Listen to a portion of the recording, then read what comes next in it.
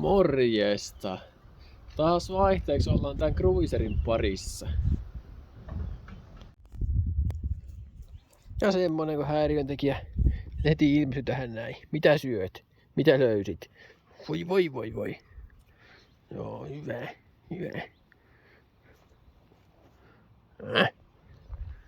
Juu, jatketaan. Elikkäs tänne on tullut nyt aika paljon päivitystä. Siis erittäin paljon. No niin. En siitä nyt. Joo, hyvä. Elikkä tänne tuli ihan ekana toinen akku. Sieltä tuli toinen moottoriohjain. Sitten tähän tuli nämä muovit tänne. Sitten tähän tuli uusi kaasukahva. Sitten on lisääkin osaa tulos, mutta ei ehtinyt vielä tulemaan, mutta mä kerron niistä sitten myöhemmin. Aloitetaan tästä akusta. Elikkä tämä, minkä mä nyt ostin, tää on 12 amperitunni. Tämä on 20 tämä. Tuolla näkyykin. Elikkä tää on melkein puolet isompi tämä mun aikaisempi akku. Mutta näistä pitäisi samankokoinen PMS olla. Elikkä näistä pitäisi yltään lähteä joku 80 amperia tai jotain semmoista virtaa pihalle. Ja täällä on nyt nämä kaksi säädintä, nämä on 50 amperia. Tai nämä oli 45 amperia jatkuva ja 50 amperia oli musta se piikki. Mitä näistä lähtee, ne on samanlaiset, mutta palataan niihin kohta. Niin tosiaan tämmöisen akun sai halvalla. Tämä on 2019 joulukuussa tehty ja tämä oli tehty 2020 joskus. Muistaakseni vai 2021, en minä muista, no kumminkin. Tämä on kumminkin vanhempi huomattavastikin tämä akku, mutta oli niin halpa, niin tää nyt kelpaa näihin meidän testeihin ihan hyvin. No sittenhän tuli semmonen probleema tässä, että mulla oli tästä tuo säädin ja tämä säädin oli aikaisemmin, eli joku nyt epäili, että mulla ei tuo akun teho riitä nyt. Akusta lähtevä virta, se ei riitä molemmille säätimille ja sen takia tää ei kulkenut mihinkään, kun tässä oli nuo säätimet tuolla tai nuo moottorin ohjaimet. Oli tuolla kytkettynä. No, mä testasin ihan alkuun, kytkennyt molemmat akut tänne. Eikä mulla oli 2 akkua tässä liinoilla kiinni ja se nyt ei ollut yhtään hyvä ratkaisu tai turvallinen.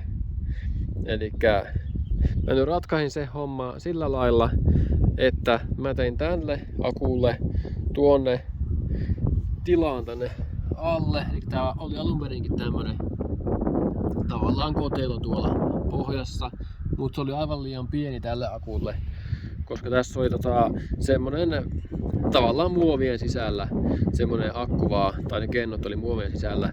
Siinä ei ollut ollenkaan mitään tämmöistä koteloa tai mitään, niin se meni paljon pienempään tilaan. Ja tämä ei tietenkään sitä mitenkään mahtuu tuonne. Elikkä mun piti tänne tehdä tilaa aika paljonkin lisää tähän tuohon koteloon. Mä näytän sitä kohta. Ja sitten mä olisin saada tuon jotenkin kunnolla kiinni. Niin mä ostin tähän muovit sitten tähän näin. Elikkä nämä on aika lailla universait. Nämä on City-kokosta. City-koko. Mä voin laittaa vaikka linkin descriptioniin. Olikohan nuo jotain 60 € tai jotain semmoista toimitettuna nuo muovit, niin tämä akku menee tuohon vaan ihan laittamalla. Mä jouduin tietenkin tänne tekee kiinnikettä sun muuta. Mä jouduin tästä rälläköimään yhden tukiputken tai 2 molemmilla puolella tämmöset, niin mä jouduin ne rälläköimään poikki, että sain tän muovit paikalleen. Koska näissä tämä on se, mitenköhän mä nyt sanoisin, että tässä on se kuorma ja tähän saa laittaa, niin tässä on 200 kiloa ja näissä on normaalisti paljon pienempi, koska niistä puuttuu just tämä putki täältä. No mä nyt jouduin sen poistamaan, mutta ei se nyt haittaa. Ja mä olisin muutenkin joutunut poistaa se, jos mä teen tähän sen jousituksen tai patentoin tähän jossain vaiheessa, niin mä olisin joutunut muutenkin pätkäseen tosta. Mutta mä ajattelin tehdä tähän sitten, tässä näkyy missä menisi se putki normaalisti, niin mä teen ehkä tähän sitten vaan uuden putkeen sitten. Sitten se joustustuisi niinku sen ja niinku tuon välille sitten. Mutta juu, mä voin siitä sitten selittää tarkemmin, jos mä jossain vaiheessa joustusta tähän alan asentamaan. Mutta sitä mä olin selittämässä, että vaikka mulla oli nämä molemmat akut kiinni, niin tää ei kulkenut yhtään lujempää tää laitos. Koska tämä moottoriohjain täällä rajoitti sitä niin kuin huippunopeutta huomattavastikin.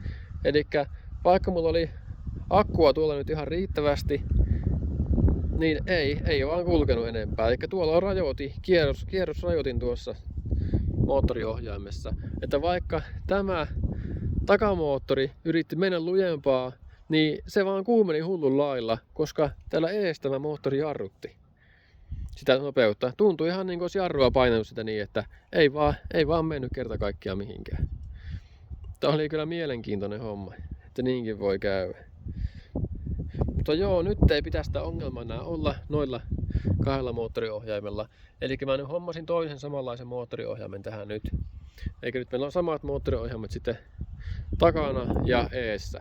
Eli mä veikkaan, että nyt voisi kulkea ihan hyvin. Ja nyt on vielä enemmän akustoa, niin sekin auttaa siihen niin. Toki näistä nyt ei lähde, kun se joku 80 amperia virtaa pihalle. Ja nuo vaatis sen 90-100 amperia nämä. Eikä ei vieläkään akusto riitä ihan täysin, mutta kumminkin aika pitkälle jo. Että saa nähdä, miten hyvin tää kulkee. Näitä Citycocon katteita mä jouduin pikkasen modaamaan, eli mä voin tuolta ottaa pienen siivun pois. Eli taisi olla liian pitkä mulle tämä. Tässä näet se jos mahtuu tähän, koska tässä oli tuo vahvistettu runko. Ja täällä tosiaan tää latausliiti. Mä ostin tähän tämmösen liittimen vaan. Siinä on paikka silleen ja tuosta vaan ruuvilla tai pultilla kiinnitys tuonne. Tämä oli tosi yksinkertainen homma. Taas tuo tuosta pois. Tää tosiaan on tämä akkukotelo. Mä jouduin tätä nyt leventämään aika paljon. Oho! Täällä on tullut vettäkin vähän, kun tuossa toi äsken jonkun verran. Niin näköjään tänäkin päästä vettä tulemaan. Mutta joo, mä kytkin jo nuo johot tuonne kaikki. Eikä että kun liittää vaan nuo säätimet. Ne on niitä samoja. Tai samaa minkä mä aikaisemminkin ostin, niin on täysin samoja. 50 amperin näitä moottoriohjaimia. Nämä tosiaan toimii 7,2 voltilla vieläkin ja sitä me kokeillaan sitten jossain vaiheessa 7,2 volttia. Mä tein sitä vaikka omaa videon sitten aikanaan. Niin mä tätä tosiaan jouduin tuosta leventämään, niin kuin tuossa näkyykin mun hienot hitsaukset. Niin mä levensin tää niin paljon kuin pystyy vaan tätä koteloa tänne, että mä sain tuo akun mahtumaan. Ja sitten nuo 2 säädintä pitäisi mahtua sinne. Ja täällä on muuta, näitä varashälyttimiä ja muita härpättimiä ja muitakin, niin pitää kaikkien saada tänne kumminkin mahtumaan. Tässä vaan se ongelma nyt, että tuo on liian matala. Eli tämä oli vaan, oliko se 5,5 senttiä korkea ja tämä akku oli se 6,5 senttiä tai jotain korkea jo. Eli mun pitää tähän vaihtaa tämmönen, ja tässä on tämmönen tiiviste tässä reunassa. Mun pitää vaihtaa siihen joku parempi. Vaikka joku auto joku tiiviste tuohon laittaa, niin mikä on vähän korkeampi. Niin saa ton tiiviiksi, että ei pääse vettä tai mitään moskaa tonne koteloon sitten. Vaikka onhan tämmönenkin aika niinku vesitiivis, mutta no säätimet, että ne ei varmaan, tai nuo moottoriohjaimet, niin ne ei varmaan hirveästi kestä kyllä kosteutta. Tän kaasukahvan tosiaan kans vaihoi tämmöiseen vähän parempaa, eli tästä näkyy nopeus ja sun muuta kaikkea mielenkiintoista, niin mä näytän sen asennuksen sitten vähän myöhemmin, tai mä kytkihän tonne jo, mutta mä näytän miten se kytketään, niin kun mä saan nuo säätimet tosta laitettua ja tuo akun sinne ja sun muuta, niin Katsotaan sekin sitten vielä. No niin, nyt olisi kaikki kytkettynä. Kyllä tuonne just mahtuu. Eli tossa on nuo säätimet tossa rinnakkain ja sitten on tuo akku ja tää on tuo johto aika kuinka paljon nyt, että saa nähdä miten hyvin ne saa mahtua tonne sitten loppujen lopuksi, mutta no eikä ne sinne sovi. Elikkäs mä kytkin tänne jo vaiheet näihin moottoriohjaimiin. Siellä näkyy, jos tää nyt tarkentais, niin siellä on 3. Ja täällä on 3. Sitten mä plussat ja miinukset kytkin tuonne molempiin. Ja sitten mun tähän toiseen, eikä tämä on se pääsäädin tässä tuo, ja tämä on sen etumoottorin säädin tuo.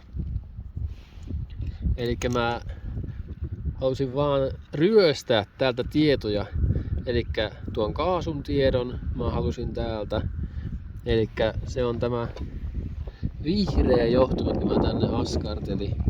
Elikkäs missä se meneekään? Se on tämä täällä. Elikkä mä otin sen tuolta vaan. Otin tuolta liittimestä. Ja se menee nyt tänne tän toisen moottoriohjaimen tuohon vihreeseen johtoon. Elikkä nyt tänne saatiin kaasun tieto sitten tälle kakkosmoottoriohjaimelle. Sitten meidän piti tietty kytkeä heräte. Se on tämmöisellä johonpätkällä vaan kytketty. Se on tässä. Sitten me tarvittiin tämä kolmiasentoinen nopeus. Eikä tämä nyt oli sitten pakko saada kanssa. Mulla oli tässä ennen semmonen kolmiasentoinen kytkin, mutta nyt se lähti pois, kun mulle tuli tämä. Tämä uusi kaasu tänne. Elikkä mulla on täällä nämä nopeudet nyt. 1, 2, 3. Tuo on näkyy jäänitettikin ja kaikkia tietoja. Mä tästäkin pistän linkin descriptioniin. Tämä on tosi näppärä kyllä tämä laitos. Eikä tästä näkee nopeudenkin nyt miten, tai no ei nyt ihan täysin tarkasti, mutta suurin piirtein kun mä tossa kävin testaa ihan pikkusen lenki. Eikä ei täällä tosiaan ajettu vielä mitään 7 kilsaa, mutta se vaan näyttää nyt noin vielä. Siinä on asetukset sen verran pielessä. Elikkä tuonne meni nyt se nopeuden säätö. Oho. Elikkäs se oli nyt sitten. Mistäs mä löydän sen liittimen? Täältä löytyi kaiken paljouden keskellä tämä 3 nopeuden liiti. Elikkä tähän meni vaan 2 johtoa. Nyt ei mene sitä keskimmäistä mustaa ollenkaan, koska tuonne kaasukahvalle menee se maatus eri kautta. Miinus. Mutta joo, tää mä tästä sitten vaan ryöstin tonne toiselle. Täältä ryöstin tänne toiselle liittimelle, johon pätkillä vaan tämmösen pikapatentin tein, kun en löytänyt oikeita liintä mistään tähän, mutta kyllähän noinkin onnistui. Eikä nyt sinne menee tuo. Elikkä nyt tämä nyt pitää sitten toimia. Tietenkin meidän piti kytkeä tuo haljohto sinne. Eikä se on tämä isompi täällä, mikä menee tuonne moottorille. Tämä piti kytkeä tietenkin tuonne myöskin niiden vaiheiden lisäksi. Mutta joo, jatketaan tästä. Elikkä mä nyt kerron tuosta kaasukahvasta. Siinä on se nopeusnäyttö. Niin tosiaan se meni tänne liittimeen tänne näin. Se meni tänne vaan yhteen johtoon kiinni. Tuo ruskea johto mikä näkyy, niin se tuli tonne vaan yhteen noista johoista kiinni. Eikä ei ollut väliä minkä värin tuota päätti. Eikä noista kolmesta johonkin, niin se toimii se nopeus sitten. Sitten piti säätää asetuksia vaan tuolta mittarilta, niin sai nopeuden suurin piirtein oikeaksi. Ja siinä tosiaan sitten meni tuo virtalukkokin on tossa. Se on tuon saman kautta. Eli tässä nyt on tää virtalukko, sitten on nopeus ja sitten on tuo kaasun tieto. Eli ne kaikki piti kytkeä. Ja ne meni suoraan liittimillä tuonne paikalle, että siinä ei ollut niinku mikään ongelma. Se on se... Mistäs mä tätä löyvä? Se virtaliittimen mä haluaisin näyttää vielä. No nyt mä löysin ne kaikki liittimet sinne kaasulla, eli tässä oli tämä kolmiasentoinen nopeus ja tässä oli se virtalukon liiti. Sitten tässä oli kaksi tämmöstä, toinen ruskea ja toinen oranssi. Tää mittaa nopeuden vaiheesta eikä vaihejohosta ja tuo ruskea mikä tuolla näkyy, se mittaa sitä Hall-anturilta. Miksi oli ne vaihtajat? Mä en kytkin sinne halliin, kun se oli niin helpompi homma. Otin tästä toisesta vaan ton liittimen auki ja tökkäin sinne toisen liittimen sisään, niin se oli sillä selvä. No joo, se oli niinku semmonen ja nyt on nämä molemmat kytkettynä. Nyt tän pitäisi toimia ihan niinku moitteetta, mutta toimiiko se oikeesti, niin se on eri asia, mutta saa nyt nähdä, että mä nyt kasaan tän loppuun tästä ja katsotaan, että miten tää pelittää. No niin. Niin kiltisti kattoo. Voi. Joo. Hyvä. Nyt on akut tuolla latauksessa. Ja tää värkki muutenkin kasassa. Tää on tää 6 amperin laturi. Tästä tää näyttää. 67,2 volttia, eli alkaa olla akut täynnä sitä ilmeisesti jo tuolla. Mitä? Älä kuule järsikää mun johtoa. Niin. Mutta joo, eli tässä on nyt 2 akkua on tuolla sitten tuossa jalkatilassa. Sitten on ne 2 säärintä tossa. Sitten on tää uusi kaasukahva. Ja toki nämä muovit tähän tuli. Ja täällä on tää latausportti. On nyt tossa kohtaa. Mitä? Sä ootko nyt semmonen hunspotti poika, että... Voi. No niin. Tuliko villikohtaus? Taisi tulla. Mutta joo, voitais tästä lähtee pikkuhiljaa testiajolle. Jos nyt ei enää tulisi lunta näin kesäkuussa. Niin kuin aamulla.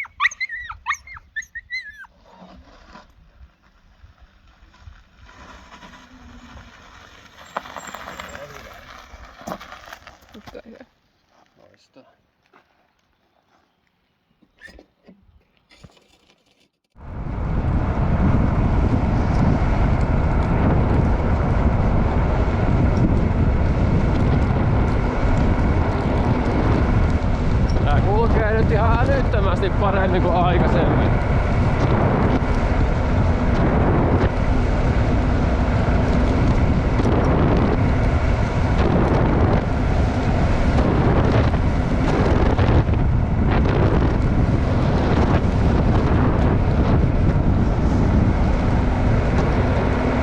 Tää mittari näytti 5, mutta se näyttää vähän liikaa.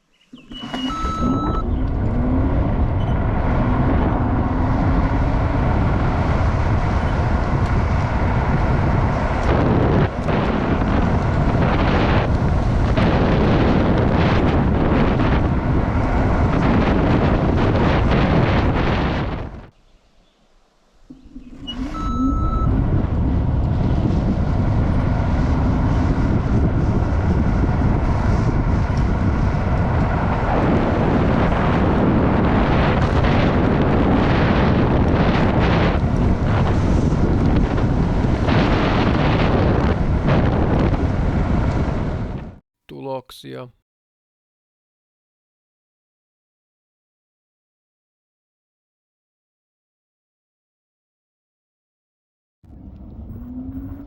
Tää uusi kaasukahva on muuten aivan loistava, mutta kun haluaa katsoa jännitteen, niin ottaa vain tätä mode tai M-näppäintä. Ja tää vaihtaa tän saman vaihteen sitten. Ja tää oikein niinku nyppää että vaihtaa.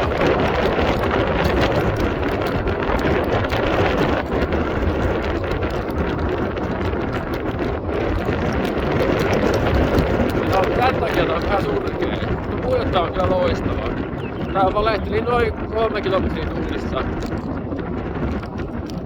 Siellä lähes 50 nopeudessa. Mutta ei nyt pahasti. Eli jos mä haluan saada nopeuden näkymiä, kun mä tällä ajelen, mun pitää painaa tätä M ja tossa näkyy vaihe, mikä tuolla on, tai nopeus.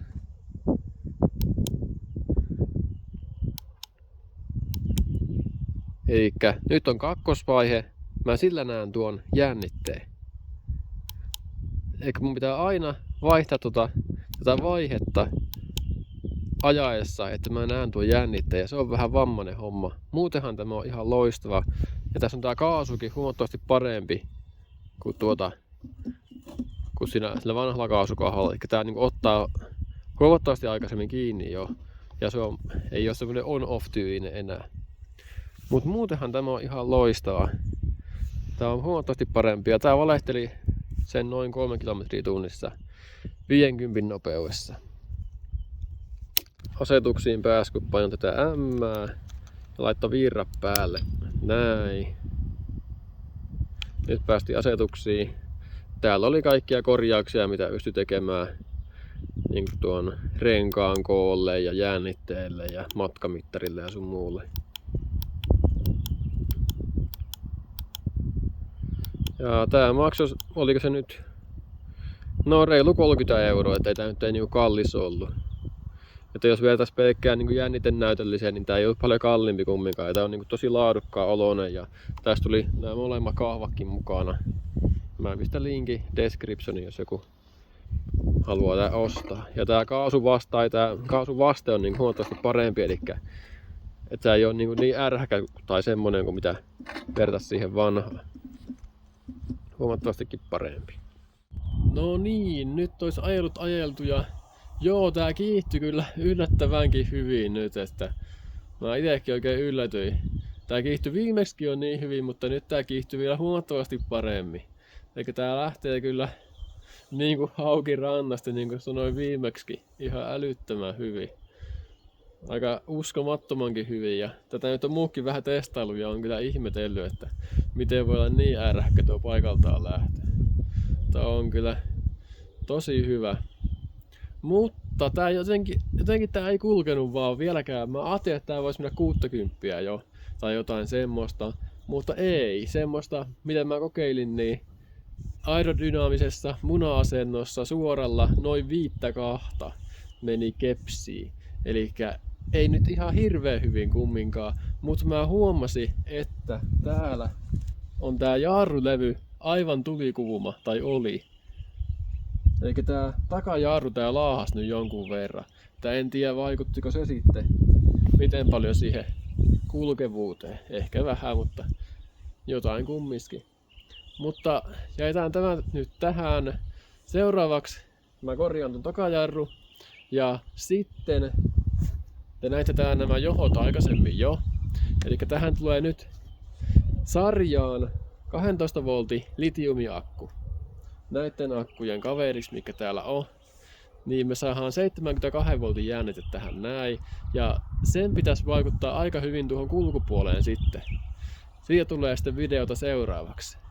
Eipä tällä kertaa tämän ihmeempiä. Morjens!